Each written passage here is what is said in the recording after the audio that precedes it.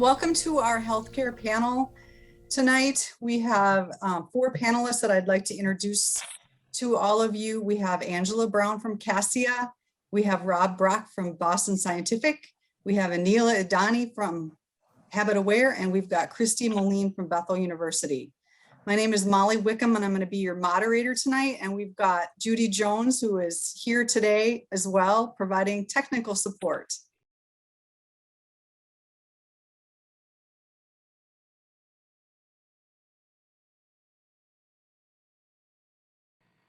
I think we probably all have an answer to that one. I will tell you, my days when I was in college, I was a customer service representative at a large credit card bank, and people only called me when they were angry with me. They would find that number on the back of their credit card and they were not happy about the fee or something else. And I despised that job every minute of college, and the Lord did not bring me out of that job until 2 years after college. I hated every minute of it, but when I look at my entire career, the skills that I learned in navigating customer service and dealing with difficult people and understanding when there's a language barrier and problem solving, I mean, foundationally, that place was, I have woven it throughout my entire career. So what I would tell my younger self is take what you are learning in the moment and build your transferable tool skill set. I think that's solid advice. And I think that would be one of the things that I would, really advocate for as well.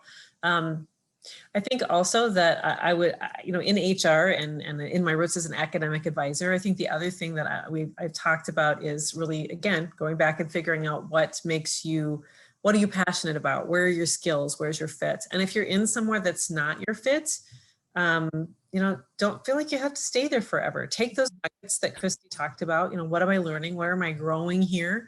But it doesn't mean that I'm here for, the next 6 decades of my life. Take what you've learned, figure out where that might take you next, and go ahead and pursue that. Don't be afraid to pursue something different just because where you've landed isn't, your best forever fit.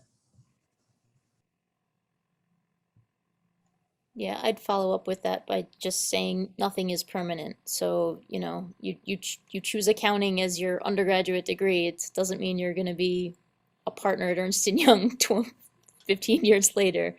That you have to listen to your gut and the voice that's telling you if you're not happy, and look at why, and look back, like Angela's saying, look back at like your childhood, what brought you joy, and try to go after careers that bring that back. And I think that was part of when I was in accounting.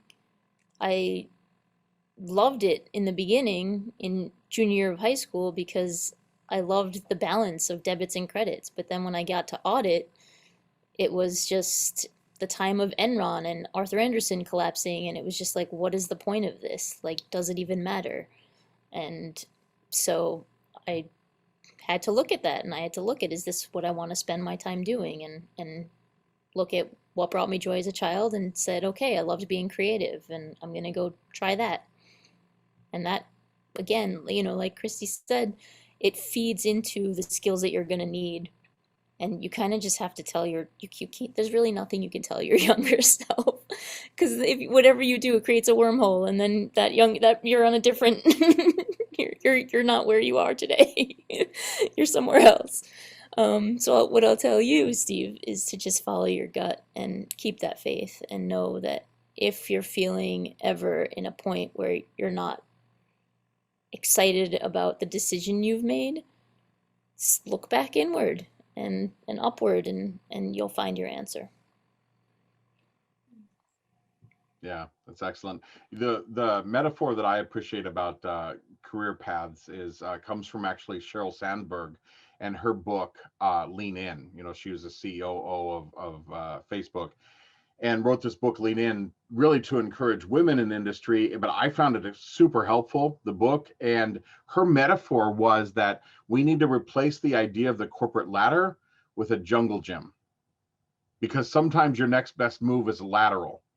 And, a good friend of mine that had been at Boston Scientific for a while, he was in marketing.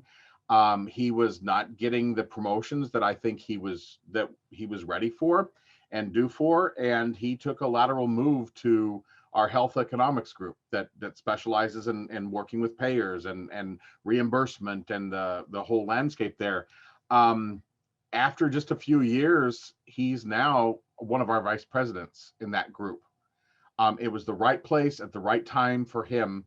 And I'm just super excited for his success there. So I love that metaphor of replacing the corporate ladder with a jungle gym.